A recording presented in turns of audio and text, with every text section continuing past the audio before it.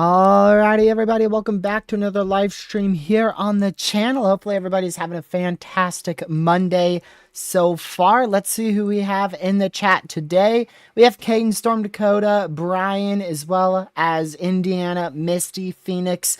Let's see here, Ben, Rockets, and everyone else who's tuning in who I may not have mentioned or may not be chatting. Glad to have you in here as well. Edits, see if I missed anyone. Caleb, further up here. Bob as well. All welcome to the live stream. Glad to see you guys all in here. Viper, Catman somehow managed to get over here. Surprised he made it. Let me just check something really quick. All right, there we go. And let's go and switch over to our main scene. Switch right on over to our main scene. Oh, you've got to be kidding me. Streamlabs with a lag over here. At least it's not like OBS. OBS, it will just crash on you once that happens. But anyways, really quick before we dive too much into it, we are going to be keeping an eye on a storm up here in southwestern Minnesota. If you're not very well involved in the weather community on Twitter, there actually was a report of a tornado and a video of at least a 1.5 minute tornado before the video cut off out here near Clear Lake in southeastern South Dakota. The HRRR actually saw this yesterday. The HRRR began showing this potentially producing a tornado in South Dakota, and it ended up nailing it right on pretty much the same area. I think the HRRR was a little too far southwest. I think HRRR had it closer to Brookings. This was about a county to the northeast. But either way, we did see a tornado, a very clear video, picture, photo of a tornado as well out here southeast of Clear Lake. Somewhere around the Clear Lake area was where that tornado was. And the National Weather Service put a special weather statement on it for a land spout. Now, a land spout is a type of tornado. So it was actually, I believe, as long as they can officially survey that damage, I mean, they already have an official report. It is going to end up being the first tornado on record in South Dakota history in the month of February. So very, very, very, very, very rare to see a tornado in South Dakota in February. Typically, we see 0 tornadoes in South Dakota in February every year, strictly in February. So definitely trying to start off our tornado season quite strong out here with just a little tiny storm. Just this small cell here making history in South Dakota just about an hour ago. Alrighty, let's go ahead and dive on into our severe weather threats. So I'm going to go ahead and pull up our models. Now, before I get too much into this, please take note, if Streamlabs would work, please take note that this is obviously going to be looking more than 180 hours out. Whenever we are looking 100 plus 80 hours out on deterministic model runs, we take it with a grain of salt because typically they're going to change substantially. However, there is a lot of agreement between models and ensembles that will at least have the opportunity for a severe weather threat. Whether or not it will be a notable severe weather threat or not, well, we are way too far out to say that at the moment. So let's go ahead and we'll just start with our precipitation type here. So we actually have a slightly tropical low pressure system out here just to the west of Florida that could spin up a tornado or two in southern Florida and Key West, Florida, far southern Florida. That is actually a partially tropical system there in the Gulf that will make its way over Florida throughout the rest of today into tomorrow morning, then move through the Bahamas as you go throughout tomorrow afternoon, and then eventually go up towards Bermuda sometime on Wednesday. As we go into Wednesday afternoon, we'll see a little clipper system that begins to form up here in Wisconsin, Michigan, south central Canada, into southeastern Ontario as well. That will move through that region most of the day on Wednesday, and then going into Wednesday night, early Thursday morning, it will continue to move through portions of extreme eastern Michigan, portions of northern Ohio, northern Pennsylvania, into New York. Could see some flurries out of that. And then moving on into Thursday afternoon, we're going to continue to see some light snow across portions of the New England states. Thursday evening, that snow could get a little bit heavier at times, especially on lake effect areas near Watertown, down through about the Buffalo, New York area, also maybe into northwestern Pennsylvania. Could be a possibility as well for the potential of some heavier snow going into your Thursday evening time frame. Then we'll get another clipper system here on Friday. This one may be slightly stronger, could deliver a little bit more of a widespread dusting Friday. That's the 28th of February. Still not going to be anything notable, not going to be a winter storm, could just be some isolated areas picking up on 2 to 3 inches of snowfall. You can see this map here. If we go through our first clipper system, drops 2 to 3, 3 to 4 over here, 4 to 5 over in this area. And then as you go throughout Friday might have a bit of an opportunity for a winter storm, but winter storm criteria is higher in places like Minnesota, Wisconsin, Michigan, because they see more snow each year, so it takes more snow to warrant winter storm warnings. So might have a bit of a clipper system that could bring some isolated winter storm conditions on Friday for portions of northern Minnesota, northern Wisconsin into Michigan. And then finally going into Sunday, that's where we start watching for the potential of severe weather as soon as Sunday. That is March 2nd. I don't see anything big with this. If we take a look at our trough, we're generally just going to have an okay trough ejection traversing through the four corner area here Sunday afternoon. If we check, now this is only 140 hours out, so not that far out, not as far as the other threats we're going to be looking at. If we look at instability, I don't think we're going to have much instability with this system, so I doubt we're looking at any notable severe weather threat. But going into Sunday, that could be our first small-scale severe threat somewhere in Kansas, Oklahoma, or Texas. I don't expect much out of that at all. Don't expect to see much of a severe weather risk there on Sunday.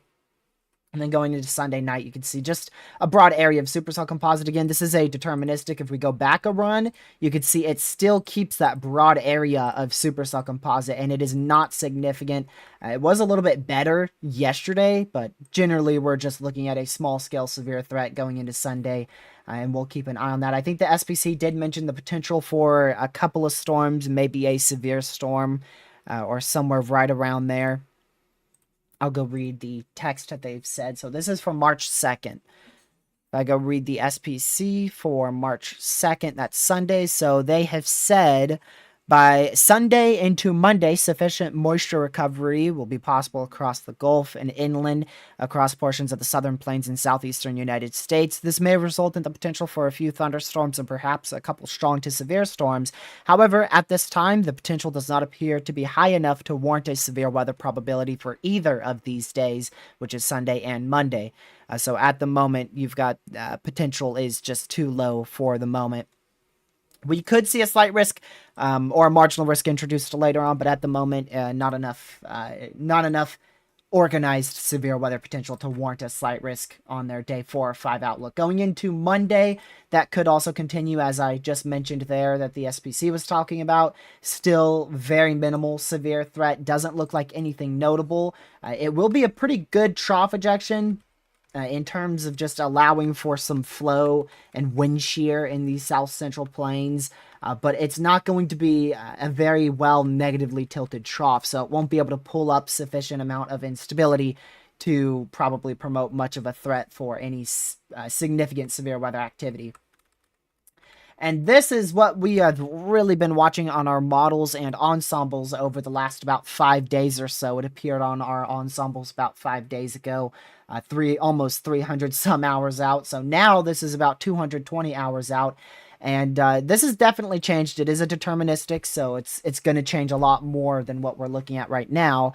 But that's, at the moment, it has a very large elongated trough across much of the southern United States on Wednesday, with quite a substantial area of just instability. Overall, a very, very large warm sector over much of the central and southern United States.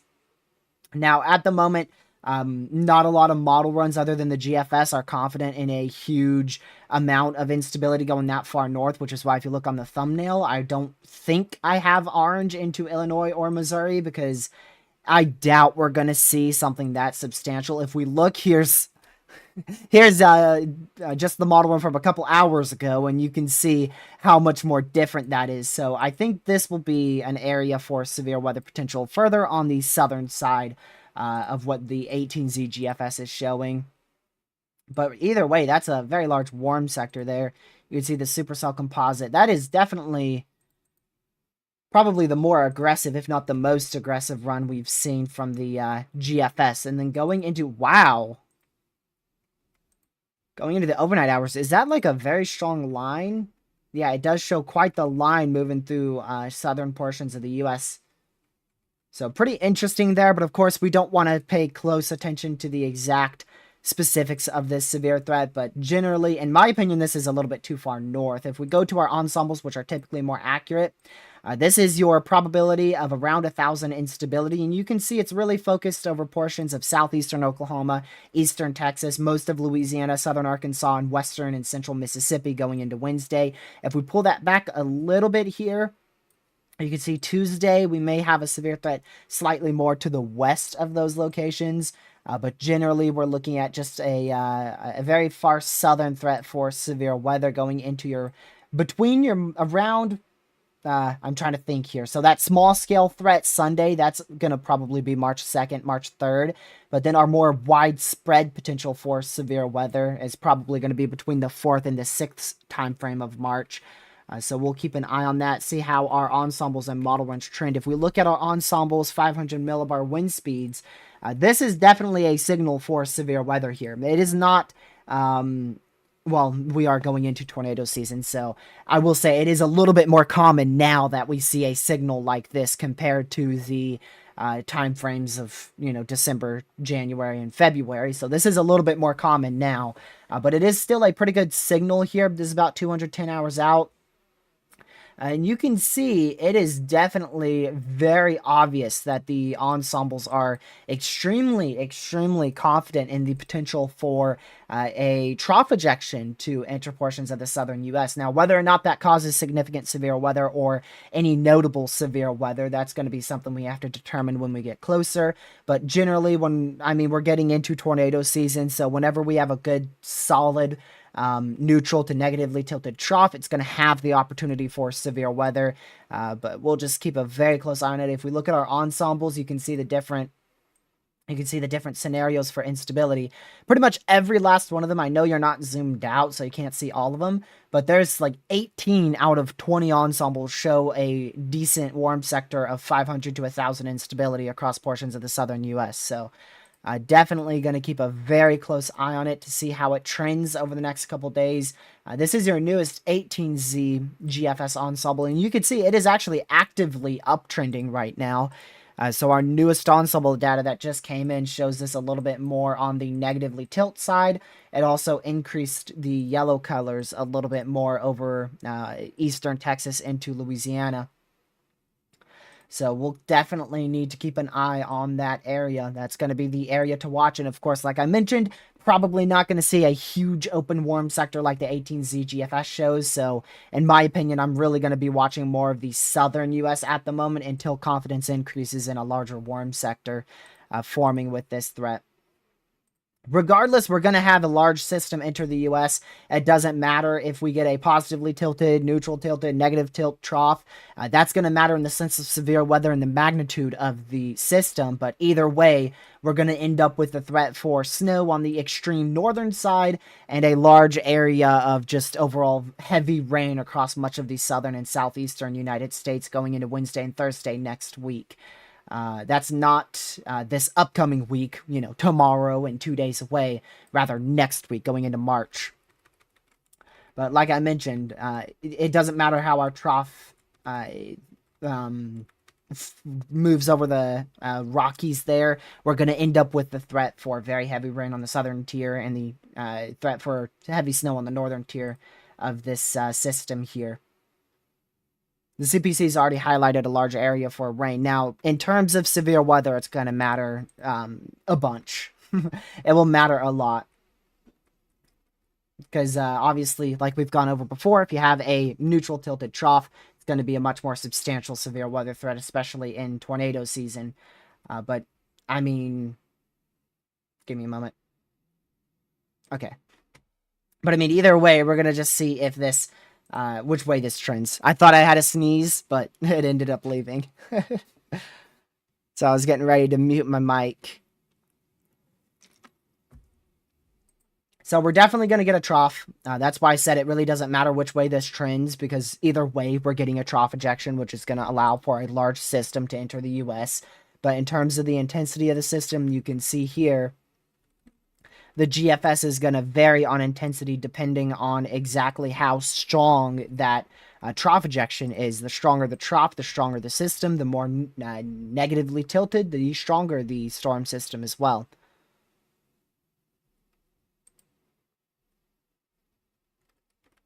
So, yeah, you could see the model ones earlier. For instance, like yesterday's models. In my opinion, these looked a lot better.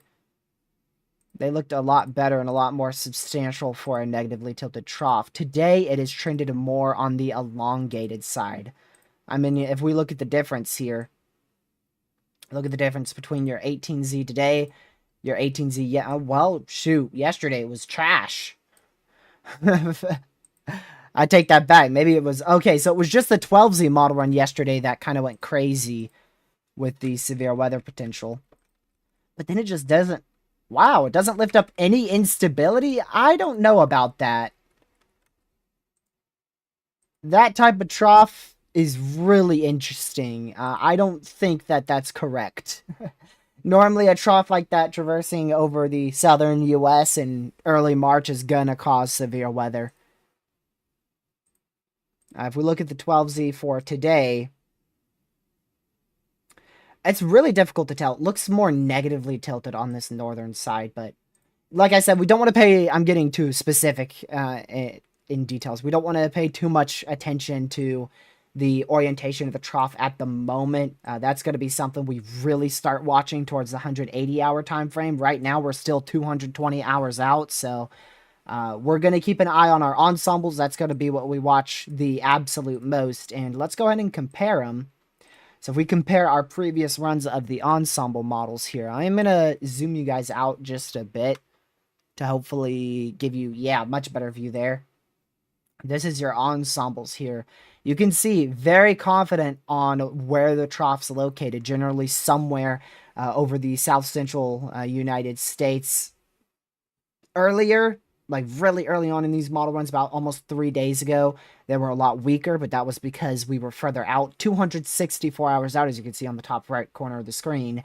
So there was a lot less confidence. And as we get closer, you're going to see these colors increase more and more. They're going to get brighter until eventually they probably get into the red side of things for intensity. So that would be 70 plus knots. We're almost there at 66 here on this ensemble. And the closer we get, the more you're either going to see this turn positively or negatively or neutrally, depending on which way our system ends up trending over the next week or so before that severe threat actually ends up occurring. let's see. Yeah, all of them also have snow on the northern side. There's like 2 ensembles that don't have as potent of a snow potential, but I think we are going to have the opportunity for some heavy snow on the northern side of this system. Whether or not it's a snowstorm, too far out. So we'll definitely need to be keeping a really close eye on our ensembles, specifically those ensembles, and just which way our deterministic runs trend. If we just take a look here really quick. So here's your GFS 18Z. This is your European 12Z. You know that this it looks like exactly what we just dealt with. This literally looks like the trough ejection that we dealt with about about a week ago. I mean, it literally looks like the exact same thing. A very large, elongated, uh, neutral tilt trough there. So that would definitely loft. Look at that instability. This is your most unstable instability. So that lofts instability all the way up into the low pressure, way up here into Nebraska and South Dakota. Or rather, Nebraska and Kansas, my bad. I don't know why I call that South Dakota. Nebraska and Kansas. And then if we look at the Canadian... Okay, this is the correct Canadian. Yeah, I mean, they're in agreement on a trough, but they're not in great agreement on exactly what type of trough. It looks like they're all in agreement on a elongated trough. But how far? Look at that. That's the difference between a substantial severe threat and a more minimal severe weather threat. If you get your trough all the way further down south like that, it's probably going to be too far south to cause a very notable severe threat. It would be a severe threat for the far southern areas, but the GFS model is definitely better because that allows for your trough and your entire belt of flow to be across this whole area here. So your newer GFS is definitely better for severe weather compared to your Canadian. The Canadian may be too far south. But that would still end up causing severe weather in like New Orleans, Louisiana, Eastern Texas, most of Arkansas and Mississippi would get severe weather if that did happen. With the Euro solution, the Euro solution is more in alignment with the GFS. That would bring more of a severe threat all the way from central Missouri down to the Gulf Coast line there, southeast Texas, Louisiana. Euro would be more widespread, though. I mean, this whole region here would be at risk for severe weather. On Tuesday, that's also a different thing as well. This has March 4th being your severe day. If we look at the GFS, that has Wednesday, March 5th being your day for severe weather, really overnight on the 4th into the morning hours and afternoon hours of Wednesday, March 5th. And look at the Canadian. The Canadian is like almost completely on March 5th. So a little disagreement on the exact timing of that trough. It looks like the Canadian is probably the slowest with your trough ejection, with the main belt of that trough arriving primarily on Wednesday afternoon. GFS has the main belt of that trough arriving Tuesday night. European model run has that arriving Tuesday afternoon. So the Euro is the most aggressive just simply because of the timing on the Euro model. This is just 1 p.m. Tuesday, and that's peak daytime heating, so that would allow for a more substantial severe threat.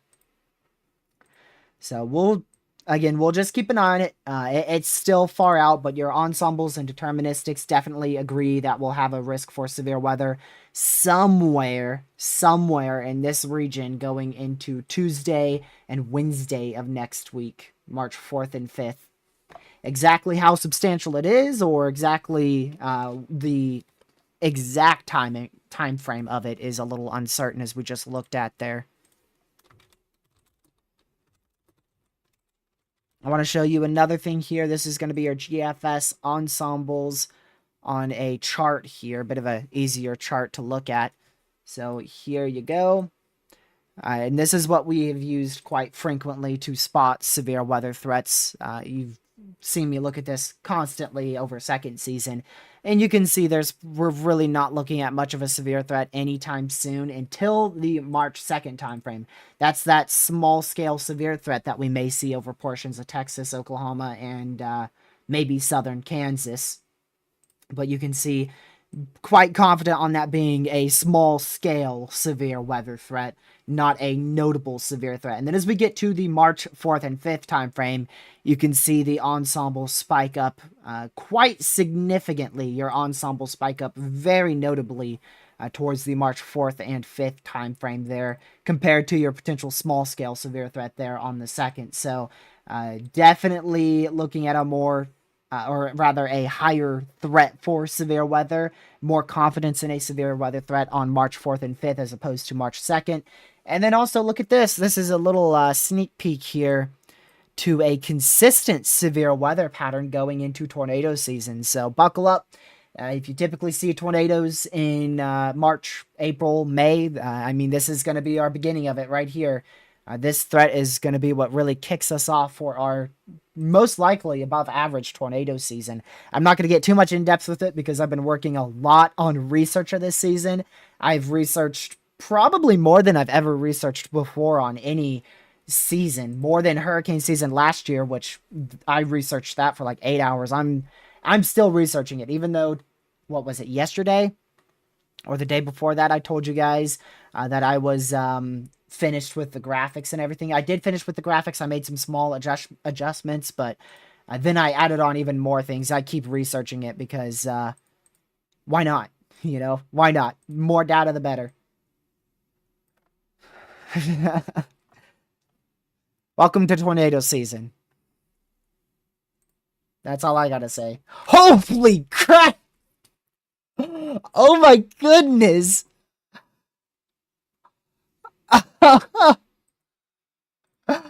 Wow, that caught me so off guard. Holy moly! I was not expecting to see that potent of a threat. Dude, that would be a absurd outbreak if that happened. This is at the end of the model run, so. Oh my word, look at this sounding. Holy crap, this is up there. Oh my word. Oh my goodness, that is absurd. Whew, thank goodness this is at the end of the model run. But man, that is crazy. Look at that. Dude. It's going to be gone next one. I can almost guarantee it. But wow, is it just... That's just crazy. Look at that trough too, man. That is the perfect trough ejection. That is the S tier trough ejection right there. Like the super outbreak caliber type trough ejection right there. If that were to ever happen again. But thankfully, please note, top right once again.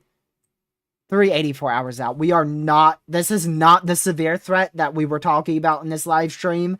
It's this one, March 4th and 5th. But man, it's just, I've forgotten how crazy the GFS is in tornado season, but I don't remember it being this absurd. Like, that is absurd, dude. I mean, look at that. You'd have strong to potentially violent tornadoes across this entire area. Man, thank goodness that is super far out. That is just insane right there. Look at that. You can tell if this setup ever were to happen. You could see your main cold front there with your warm front stretched across that area generally. I think I might be too far south with your warm front. I am. Your warm front's generally a little more north than that. And you have just an open warm sector for confluence bands in this whole area here. Dude, that is one S tier type model run right there. Holy crap. Again, huge disclaimer, not gonna happen. But man, that is just 71 dudes. That is a classic March slash April setup right there. You can't get more classic than that. Jeez. This is what we normally use. Here's our ensemble, and you can see our ensemble says zonal flow. So that's why we use ensembles as opposed to deterministics, looking more than you definitely want to use ensembles. If you're going more than 180 hours out, try your best to always use the ensembles over the deterministics, even though it's a bit difficult. 180 hours to 240 hours out, that's where you use both the ensembles and deterministics. But after 240 hours out, you have to use purely ensembles. Purely ensembles more than 240 hours out, or you're going to see something stupid like this right here.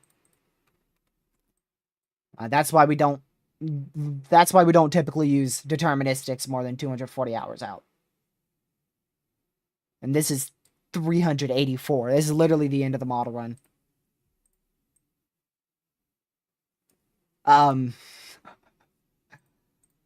Wait, hey. The fact that the Euro has that too, though. The fact that the Euro clearly has that exact positively tilted trough that would turn neutral and then negative in the same, near the same area is kind of crazy, though. Can we acknowledge that for just a second? That's kind of insane. Just compare the 18Z GFS there, where it has that same positive belt of flow, and then the Euro. The Euro's the same too. That's crazy. But yeah, that's so far out. I mean, it's probably gonna completely disappear off of models. Be honest. To be completely honest, it's like looking at fantasy hurricanes, right?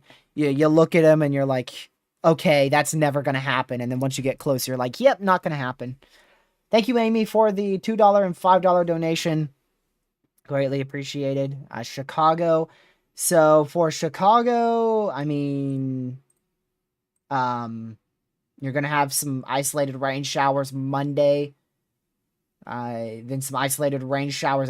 That's of course today. Tonight, you got some isolated rain showers tonight. Some rain showers going into Wednesday, early morning Wednesday. Maybe some snow showers, lake effect snow going into Thursday afternoon. This would be probably for anything substantial and, maybe impactful for Chicago. I would be watching this Clipper system here on Friday, the 28th of February. Right now, it's north of Chicago, but if that goes more south, it could end up being something for Chicago. Let's just check here. It looks like this model run has been kind of locking it in just to the north of Chicago, so probably not going to end up being much for Chicago other than some rain on Thursday. Or rather, Friday, my bad. Next Friday, some rain as well. February 28th, this upcoming Friday. And then as for your severe threat that we're watching towards the March 4th through 6th time frame, maybe Chicago could get some snow out of it, but it's so far out, it's impossible. It is literally impossible to say if you're going to. If we look at ensembles for snow accumulation, so this is your mean accumulation, and you can see it definitely lights up in this area for snow accumulation, so very close to Chicago for the March 4th time frame or so, but that your best chance would be for the potential of some snow around the March 5th, 6th time frame. Severe weather, I think it's going to stay to your south. Thank you for the $2 as well. I think the severe threat will be well to your south. Even though this shows it going into central Illinois, I think it will be something closer to what the previous model run had, where we'll be dealing with more of a severe threat down here, and then just heavy rain near Chicago, and then snow on the far north side. I don't think Chicago's going to end up with anything severe out of this. Typically, Chicago's severe threat, if I'm not mistaken, it's closer towards the end of May into June and July. Typically, for March and April, we end up with Southern Plains and Dixie Alley severe threats. And then in May, it shifts towards the Central Plains, maybe Southern Plains as well. And then going into June, normally it shifts more north than that into your Midwest season for potential of derechos in June and July. I'm not going to say anything about that, Marcus. I'm not going to say anything about that because I'm going to make you wait. You're going to have to wait until we get into our tornado season forecast, which, like I said, I'm doing it more like a typical video, so it won't be extremely edited because from what I saw in last year's feedback, it seems like the over-edited videos people didn't like. They liked the more traditional, just, give the information as fast as you can, minimal cuts, and just fast-paced video. Give me all the information quick, as opposed to all the crazy extra edits that I was doing. If we do see an outbreak, which it is way too early to really talk about, any type of potential we have for that caliber of a severe threat would be really far south. It would be in Dixie Alley down here. But I definitely can't say much about it being a outbreak of severe weather because we're far out.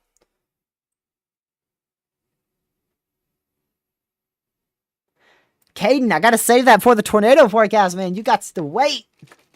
Friday at 5 p.m., man, and it will be a premiere. I think Caleb asked that in the community post. It's going to be a premiere, which means you guys can watch it kind of like a live stream. There will be a chat like this, but it will be a pre-recorded video. It will be a pre-recorded video with a chat. It's not until Friday. Yeah, Friday. I'm making y'all wait all the way till Friday. All the way till Friday, man. Caleb, I saw it for a second when I went to pull up my live stream to make sure that to count down the time so I knew exactly when to go live. But here, since you don't get enough attention, I'll give you some attention and go heart your comment, Caleb. There you go. I'll even respond with yes, it will be. There you go. I gave you your attention. Are you happy now, Caleb?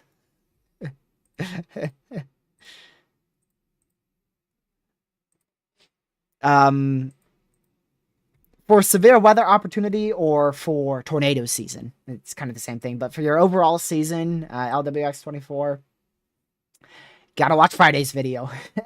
I'm not gonna tell you. I'm gonna make you wait. That's criminal. That's criminal, man. I can't tell you much about the severe threat on March 5th.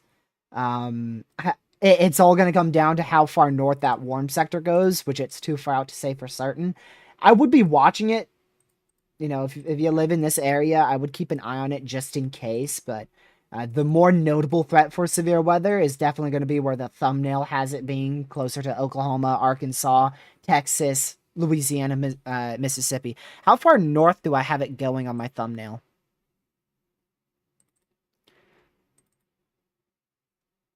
Oh, well, I didn't mean to leak my thumbnail. There's my thumbnail. Dude, I could have leaked the tornado season forecast if I clicked on the wrong one there. But yeah, so I have the purple over Texas, Oklahoma, Arkansas, Louisiana, Mississippi. I agree with that. And you can see the orange only goes up to far southern Missouri because there's not enough confidence any more north than that. I actually could have leaked my tornado season forecast right there. If I clicked on the wrong thing, it would have appeared right up in front of you, and it would have been over. So I drew that based off of ensembles. If we look at your ensembles mean supercell composite for this 12Z model run, you could see the green went in here. So this is generally where I put the red and purple on my thumbnail, generally in here. And then the orange, I just did that slightly outward from that. Just a little bit more out than that. And that's literally like what I just drew right there. This is the orange, and then the more bullseye is the red and purple. That's literally my thumbnail. If you ever want to know how I make my thumbnails, it depends on when it is. If it's a closer severe threat, I use the SPC. Farther, I use ensembles. If it's a snowstorm, ensembles. Snowstorm that's closer, WPC, CPC, NWS. I try my best to make my thumbnails as accurate as possible when I'm not using them. That wasn't my fault. That's just simply because my files, when I double click on my files and open them, they appear up on my main monitor.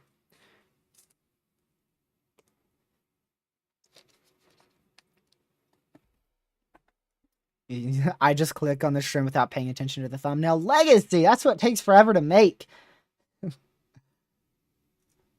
I don't spend too long on my thumbnails. I'd say a video thumbnail, this just brought me way back. Only some of you guys were here for way back when we were sub 500 subscribers. It took probably 40 to 50 minutes for me to make a good thumbnail. Now, the thumbnail on this live stream took me about 5. It's been crazy how I've just been experimenting with thumbnails for the last 3 straight years, and finally, we've landed on a good style of thumbnails that I'm happy with. How do you click on the stream without seeing the thumbnail? You always see the thumbnail, but you may not really pay attention to it. Caden, that's crazy considering I spent about... By the time all is done, I will have spent over 12 hours researching for this tornado season forecast. The graphics themselves took 4 hours to make because I wanted to make them as precise as possible. And the research as a whole has taken about 12 hours. And I didn't even do analogs. Crap, I forgot about that. I'm gonna have to do analogs, so it's probably gonna take longer than that. I'm not good with finding analogs. I don't understand how people like Trey, Convecutive Chronicles, find analogs for severe threats in terms of the seasons. It's like impossible for me. It's like impossible for me. I'm bad at analogs, okay? I try. Yeah, and see, Ben, I didn't really start being interested in weather in terms of tracking it until 2020, so I would rather not do analogs, and if I end up doing analogs, they're probably going to be dead wrong, and then someone who is 10 times smarter than me is going to laugh at me. So I'd rather just go off of what I normally go off of, which is just researching a bunch of our Enzo, our, what are all the other ones I've researched? I can't even tell you. I researched everything about the Pacific Ocean and all of its favorability for severe weather.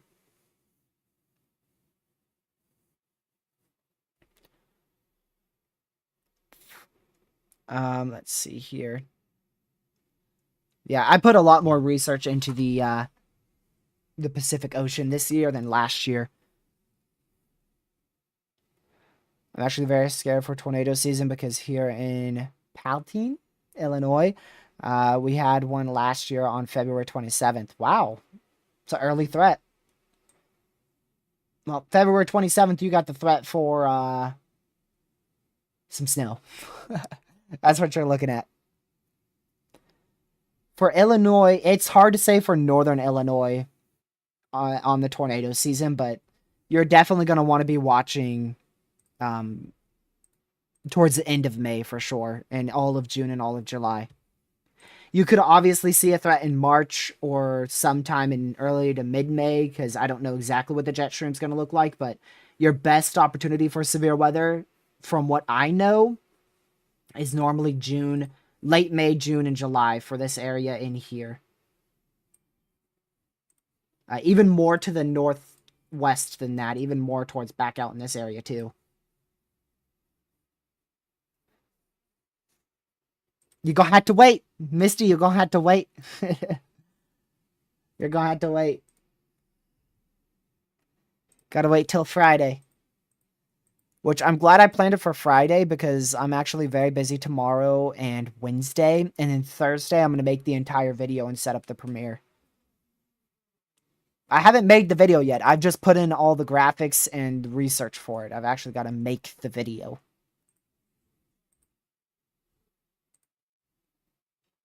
So 5 p.m. Friday, this Friday at 5 p.m. Eastern is when the tornado season forecast will be out. It will be a premiere. I think I'm going to set up the premiere probably on Thursday. Most likely Thursday night, I'm going to have the premiere set up for Friday evening. That's impossible to say, Amy. Technically, if you live anywhere in this area, you're going to have the opportunity for a strong tornado every year. Whether or not it happens, well, there's a very low chance. There's a very low chance that you personally, your house, out of this whole area that typically sees tornadoes every year, especially this region is where we see the most tornadoes, right in here. Out of that whole area where we see the most tornadoes every year, the chance of your state into your house actually getting a tornado and a strong tornado, it's like slim to none. I mean, it's such a small percentage. It's almost nearly impossible because it's such a low threat in terms of just your exact house getting hit by a strong tornado. Even on high risk days, say for like your area right here, 25-mile radius, say we'll just say that's about 25 miles right there.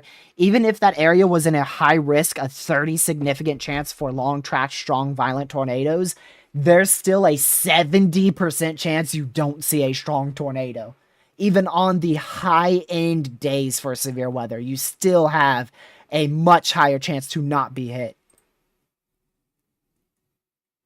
So it just shows you how unlucky people are who get hit by strong tornadoes. It's not something that you see very often where we see a very populated town get hit by strong tornadoes. And that's what made last year, even though our fatalities were thankfully lower, I believe they were quite lower than normal, just simply because of the great warnings the National Weather Service was giving out last year.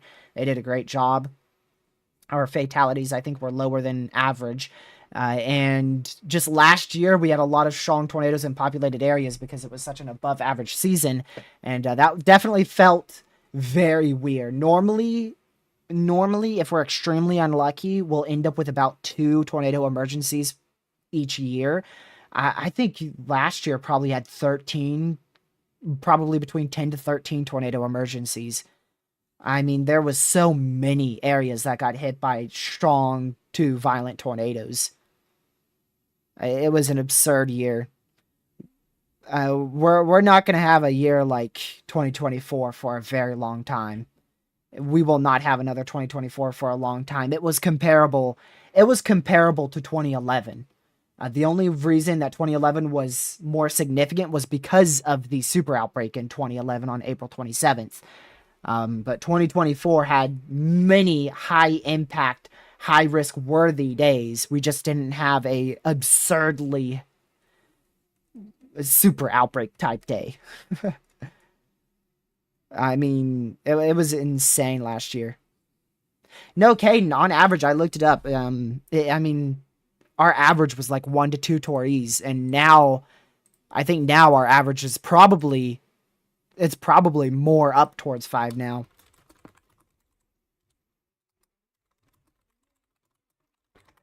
But from like 24, when I forgot when the Tory was invented, but from when it was invented all the way till 2020, the average Tory per year was like 1 to 2. But ever since 2020, it's probably gone closer to 5.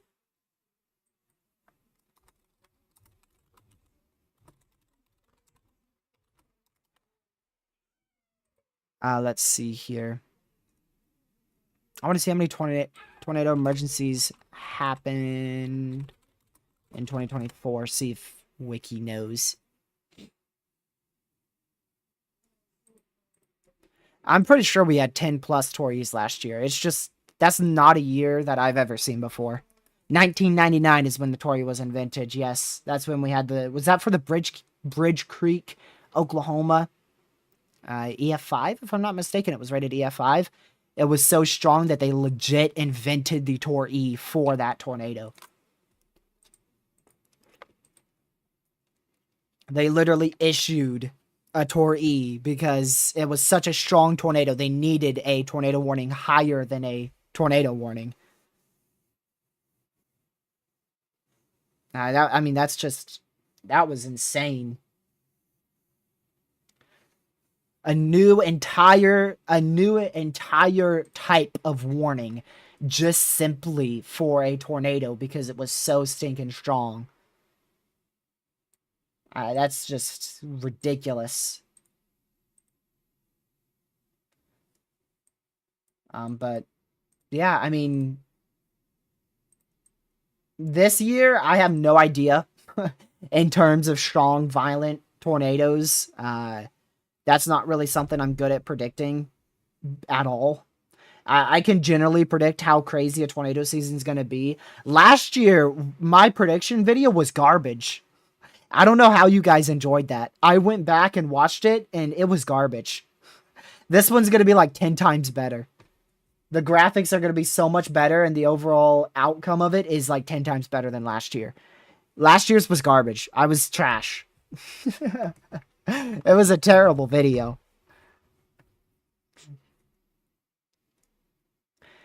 And I remember, if you go back to it, I called for a very above average tornado season. And then my tornado numbers were average, if not almost below average. Like, bro. Like, last year's forecast was just, man, this one's going to be much better. It's going to be a lot better.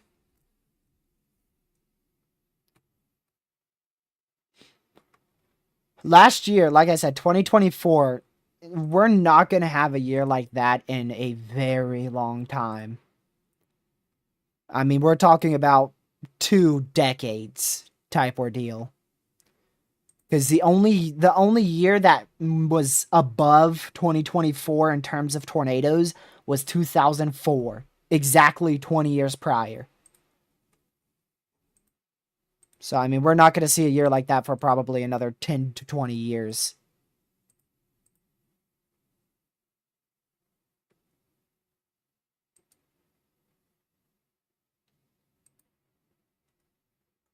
Let's see.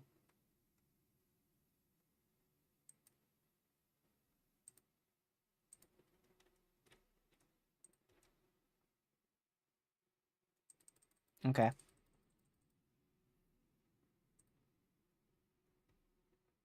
But yeah, if you guys are enjoying the stream, make sure you hit that like button. Only 6 away from our like goal today. Typically on these briefings that last an hour, our like goal is around 50 likes.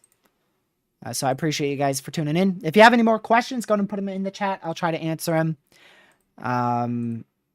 Just to reiterate what I've been saying through the earlier part of the live stream, our severe threat is mainly going to begin on Sunday. Sundays where we could see a small scale severe threat over southern Kansas into Texas and Oklahoma. That's going to be our first severe threat of next week. That's going to begin again on Sunday. Then as we go into Monday, that's probably going to be a small scale threat for the southern United States.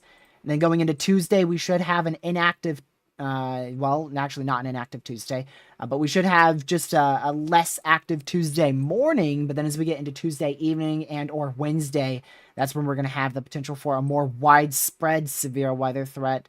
Some models indicate a very large region for severe weather. Other models indicate it strictly being in the southern plains to the deep south. But overall, we'll just be keeping a very close eye on your deterministic model runs and your ensembles to see which way they do end up trending. Yeah, also 2011 was also deadly. That was another thing. I'm trying to think. The super outbreak was ridiculous because we had that morning line that went through, knocked out all the power and media stations, and then we had the primary super outbreak that came in after that, so people couldn't receive watches, warnings, or some people didn't even have power at that point. What was your question? What day was I born on? What day was I born on? I'm not sure. Probably a freaking Sunday or something. I don't know.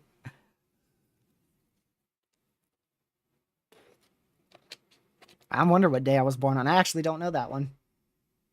I know my actual birthday, but you said what day, not my actual birthday.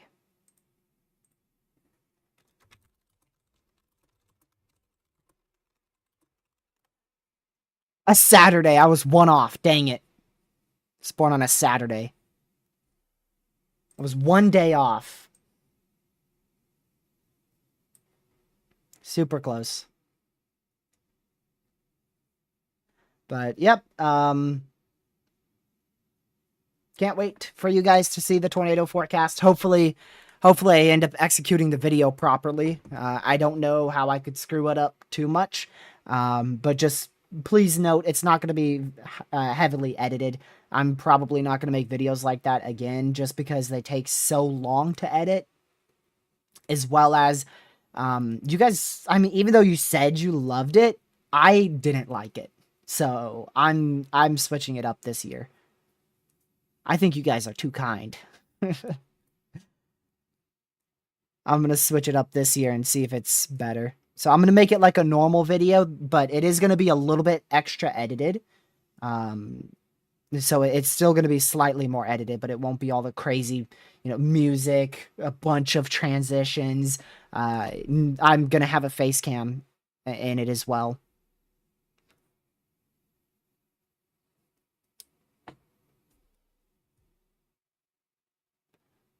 So, yep, we're going to go ahead and wrap up the stream. I appreciate you guys for tuning in. We got 3 likes away from our like goal of 50 likes. I don't think you will see me back here until our video on Friday. Yeah, I'm pretty sure I'm not going to be able to do anything till Friday. So I'll see you guys on the tornado season forecast at 5 p.m. on Friday. There's not really a need to live stream anything this week. So video Friday. And then once Friday comes, we'll eventually figure out on the community post sometime Friday, Saturday, or Sunday about when we'll be live next. But our video's planned for Friday, 5 p.m. Eastern. After that, I'm sure we'll have a live stream for that potential severe threat. And yeah, I'll make a post on it on X about the tornado season forecast, but that will be after it comes out Friday. Legacy, real quick, I use Filmora Wondershare 12, or Wondershare Filmora 12 is exactly what it's called. Wondershare Filmora 12 is the editor I use. Editing software I use. So again, thank you so much for tuning in. I'll catch you guys in Friday's video. It's at 5 p.m. Eastern time. It will be a premiere. So you'll be able to chat in it as the video plays. I appreciate bots for watching. I appreciate everybody for being here. And I hope you have a fantastic rest of your Monday night. See you guys in the next one. Stay safe for severe weather in the tropics. Goodbye. Snowfall, not tropics.